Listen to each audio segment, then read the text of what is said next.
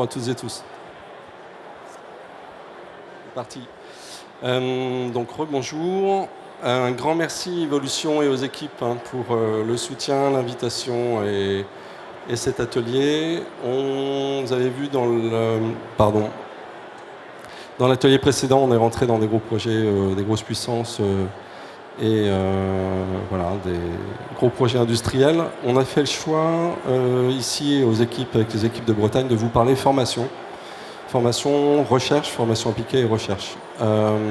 Et pourtant, on vous dit, tiens, la Bretagne, vous ne l'avez pas forcément encore identifiée aujourd'hui comme étant the place to be sur les grands pôles de recherche appliqués. On n'est pas à Belfort, on n'est pas dans le Grand Lyon ou sur Paris.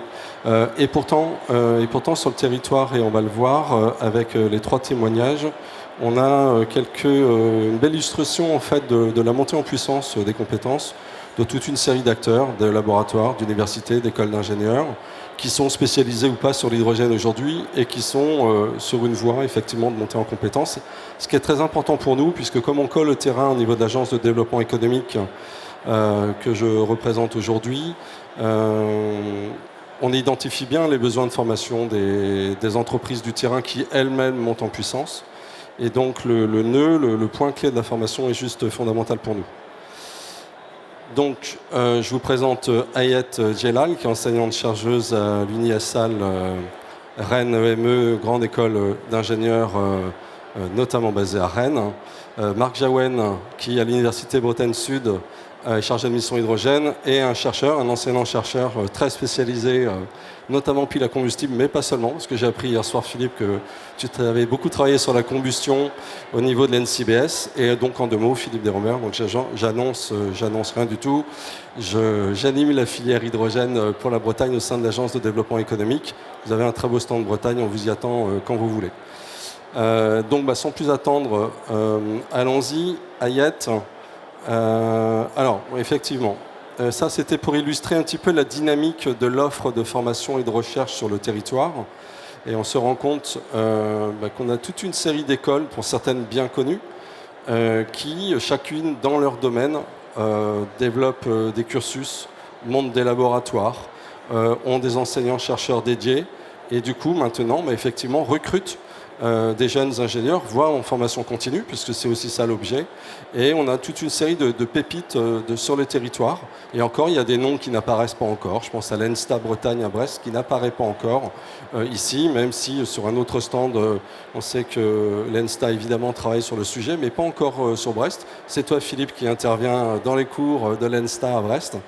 Voilà, donc c'est pour vous montrer sur un territoire qui est le nôtre, évidemment, magnifique territoire, vous venez quand vous voulez, que voilà, petit à petit les choses s'organisent et surtout les gens se parlent. Donc ça, ce qui est intéressant. Donc on a un beau travail qui est fait par ERH2 historiquement en Bretagne, et qui nous a aidé avec les équipes à identifier les compétences dans la recherche et dans la formation.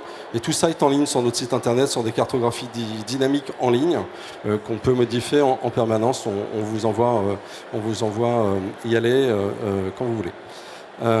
Donc allons-y. Ayet.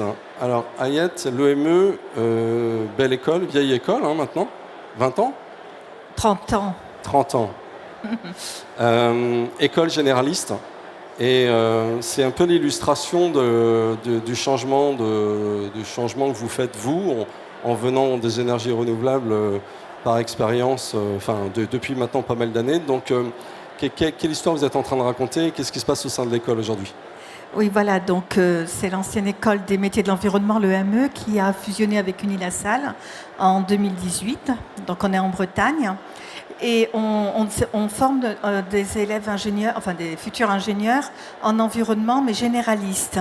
Donc c'est vraiment tout ce qui est traitement de l'eau, des déchets, etc. Et petit à petit, avec la demande des élèves et puis ce qui se faisait au niveau des industries, on est allé vers les énergies renouvelables. Et puis maintenant, c'est vrai qu'on va parler d'énergie décarbonée. Donc petit à petit, on a commencé par la digestion anaérobie, la méthanisation, le biométhane, biogaz. Et ça fait quelques années que j'ai une partie sur l'énergie. Et ce qui est important de montrer aux élèves, c'est que l'ensemble de ces filières vont faire partie du mix énergétique. On ne peut pas prendre une filière au détriment d'une autre.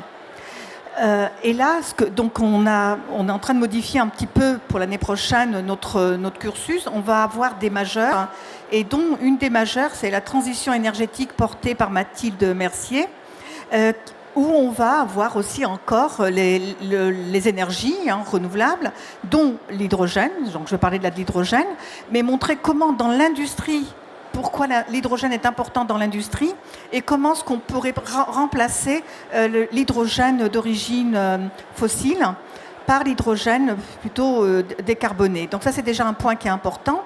Donc on va partir de la production, du stockage, de l'utilisation. On ne va pas faire des spécialistes en production ou autre. Par contre, on veut que les élèves aient une réflexion globale sur déjà, est-ce possible d'installer ce type d'énergie et quel est l'impact environnemental la production, parce qu'on va quand même utiliser une ressource précieuse, on va avoir des coproduits. Au moment de l'utilisation de l'hydrogène, est-ce qu'il n'y a pas des coproduits, de l'eau très acide? Qu'est-ce qu'on va en faire? Donc c'est toute cette réflexion autour production, stockage, utilisation. Voilà, donc l'industrie, mais aussi les collectivités, pour décarboner donc la mobilité des collectivités. On a des géographes qui nous accompagnent et puis on a des spécialistes en analyse cycle de vie, en empreinte environnementale, etc. Moi, je chapeaute plutôt la mineure bioénergie. En fait, je reprends ce que je faisais déjà depuis longtemps, où je vais plutôt bien en amont. Aujourd'hui, c'est vrai que c'est l'électrolyse de l'eau pour la production d'hydrogène, mais peut-être que dans 10 ans, dans 20 ans, eh bien, ça sera plutôt par la voie biologique, la digestion anaérobie, que j'ai déjà pu faire en recherche avec des résultats très intéressants, et avec le traitement couplé avec le traitement de l'eau. Parce qu'il y a de la matière organique biodégradable, au lieu d'envoyer du CO2, des acides gras volatiles et de l'eau, eh bien pourquoi pas capter le dihydrogène. Il y a aussi la digestion anaérobie des boues, comme pour le biométhane, aussi les biodéchets, avec la loi AGEC. Il va bien falloir les valoriser. Pourquoi pas l'hydrogène? Et puis, pour finir, il y a aussi la pyrogazéification avec la valorisation de la biomasse bois, parfois bois B, qu'il est intéressant aussi de valoriser. Parfait, on aura peut-être des questions-réponses tout à l'heure. Donc on rappelle quand même que l'EME, c'est 4 campus, 3800 Unilassal, c'est 4 campus, dont celui de Rennes. On a à peu près 450 élèves. Celui de Beauvais, plutôt agronomie, agro-industrie, agroalimentaire. Et il y a Rouen, agronomie, puis ils ouvrent aussi vétérinaire très, très bientôt. Et depuis peu, on a le campus d'Amiens qui est là plutôt numérique. Et 20 000 alumni. Ah oui, on a beaucoup d'élèves. Et là, on en a un dans la salle. Et il sourit, il a l'air oui, voilà, c'est un 2012. Mais on est très proche de nos élèves, on est content de les revoir. Et là, il est dans les énergies, puis au niveau d'une collectivité, d'une association. Donc c'est bien pour nous. Merci Ayat. Au passage, Ayat, tu es très active dans le groupe de travail recherche et formation qui a été lancé sur l'initiative de la région Bretagne et animé par ERH2 notamment. Donc, puisque là, on a le focus sur deux beaux établissements, mais il y en a quand même une douzaine d'autres qui feront peut-être l'objet d'ateliers une autre fois. Oui. Merci beaucoup. On est dans les temps. De toute façon, personne ne me fait encore des grands signes en fond de la salle, donc c'est bon. Merci beaucoup. On va passer à l'UBS. Alors, l'Université Bretagne Sud. Alors, moi, j'ai coutume de dire, je ne suis pas le seul, je crois, que l'UBS, c'est la plus grande des plus petites universités de France.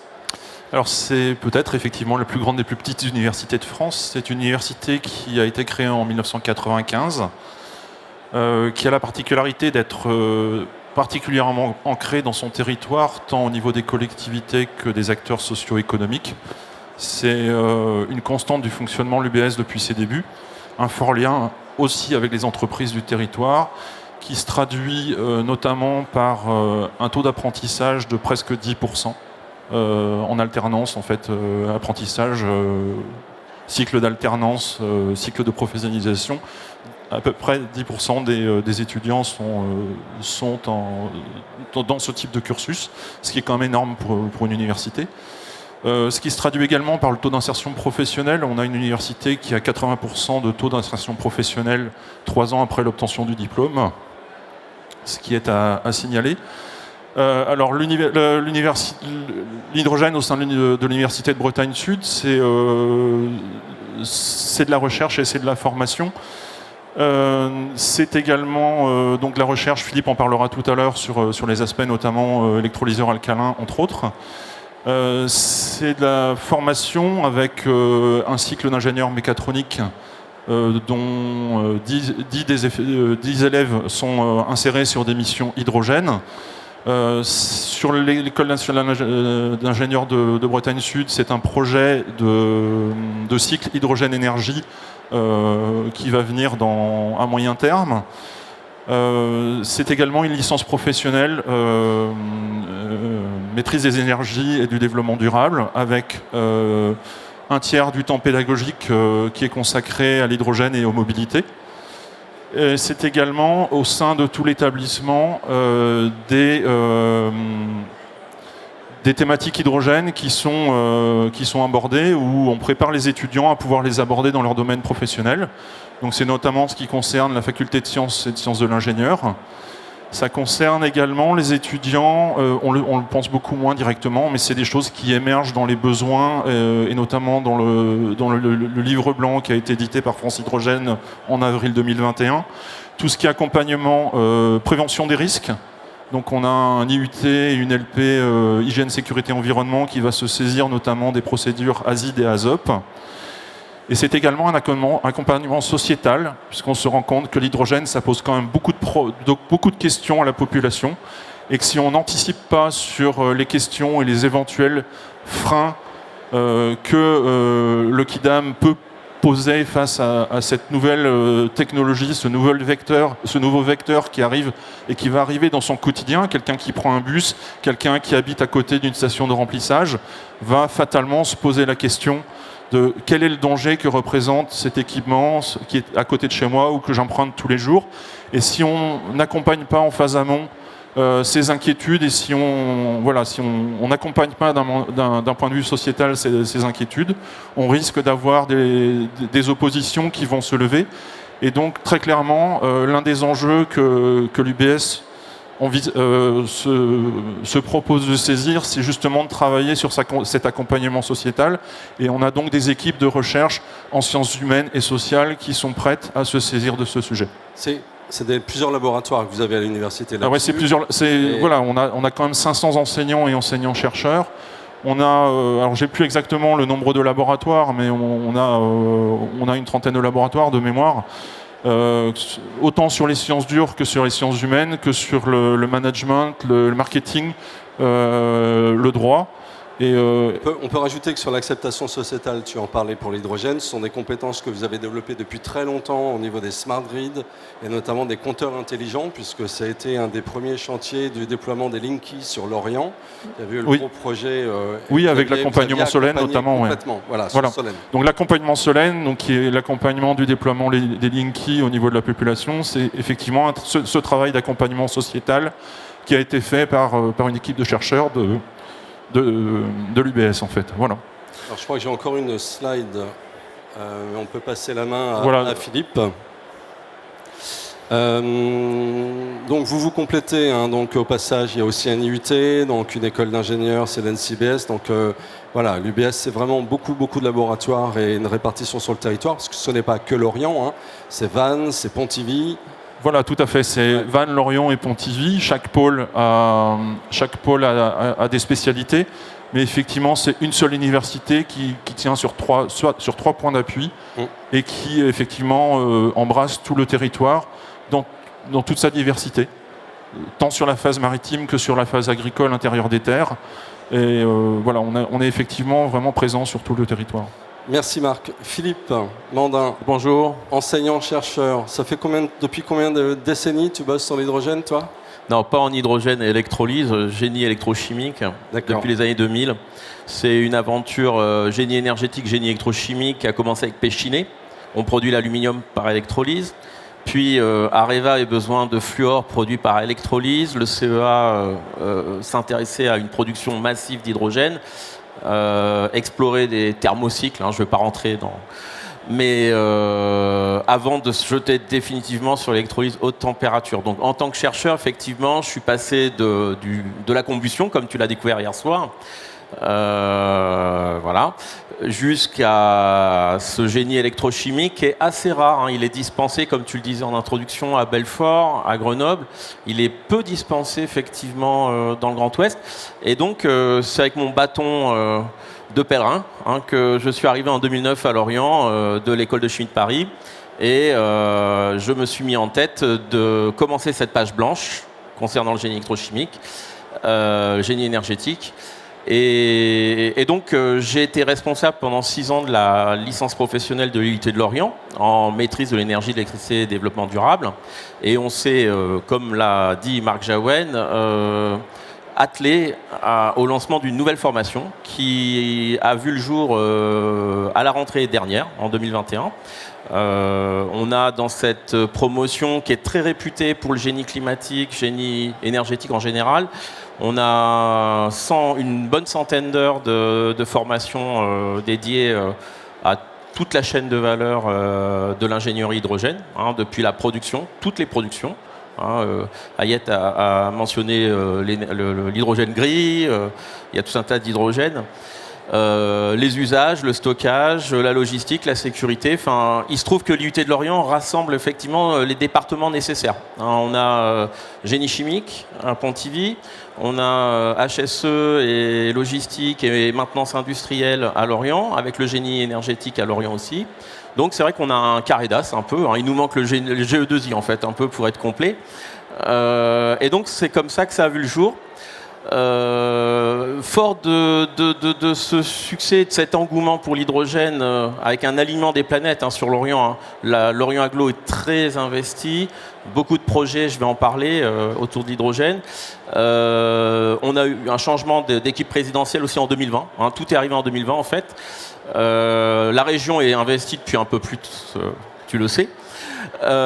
Et donc on a eu cet alignement des planètes qui a permis mon transfert pour moitié puis maintenant complètement vers l'NCBS pour justement s'atteler à la deuxième partie de l'offre de formation, parce qu'une université s'intéresse de bac à bac plus 5.